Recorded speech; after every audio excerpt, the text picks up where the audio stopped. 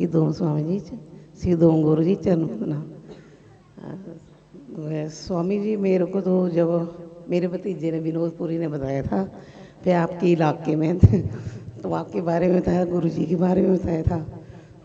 हालांकि मैं 15 साल पहले आ चुकी हूँ यहाँ पर वो पता नहीं किस्मत का ही खेल था, मैं मतलब किस्मत ख़राब होनी। फिर उसके बाद उन्होंने बताया कि आप, जब मैंने फिर आप बावड़ा में गए भागवत के लिए, तो उन्होंने मेरे को फ़ोन किया कि आज भागवत है आके दयाराव के घर और स्वामी जी आ रहे हैं। और जैसे उन्होंने बताया तो वैसे बाजे बज रहे थे और मैं दुकान से उठ के आपके चरणों में आई। और जब आपके दर्शन हुए ना मेरे को, तो मैं मतलब विस्तार में बोल नहीं सकती, मैं ऐसा मतलब फील हुआ। फिर मैंने जाना था, मतलब मैंने लगातार 7 दिन जाना था, तो कपड़े चेंज करने लगी भागवत के लिए। तो कोई रिश्तेदार खास थे, उनकी डेथ हो गई बिलासपुर में। 4 दिन मेरे वहाँ चले गए।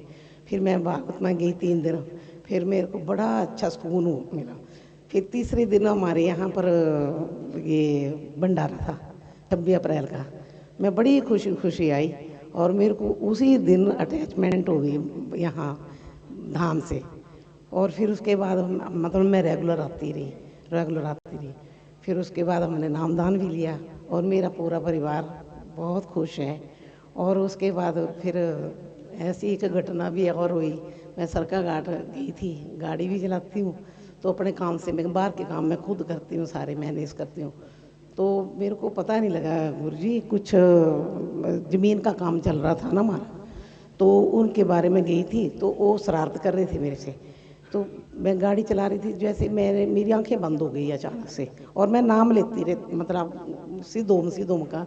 जो मैं गाड़ी में बैठती हूँ तो जब तक उतरती हूँ तो मैं सीधोम का उच्चारण करते रहती हूँ। वैसे मेरी मतलब आंखें बंद हुई तो 25 फुट तक गाड़ी बिना मतलब चली रही।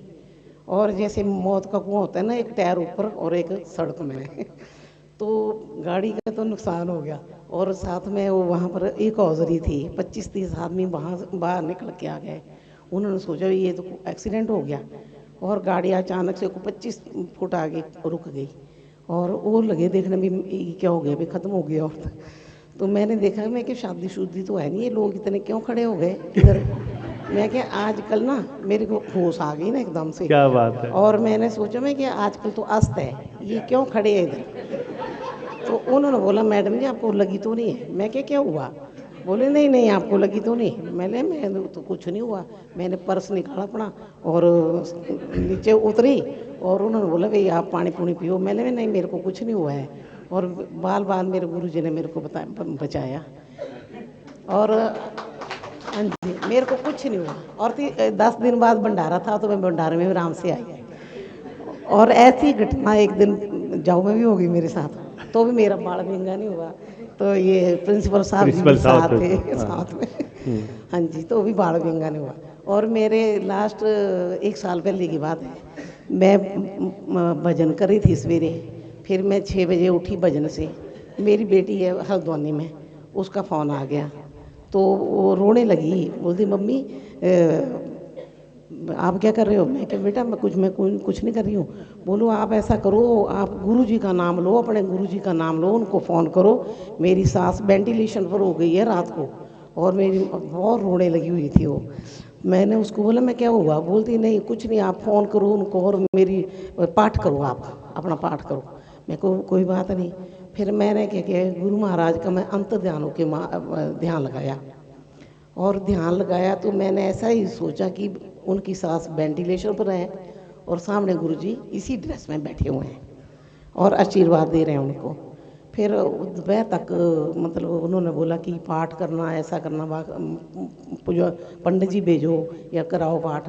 फिर जो मतलब 4-5 दिन, 2 दिन रहा, शाम के समय वो बिल्कुल ठीक हो गए। बोले मम्मी बिल्कुल ठीक है।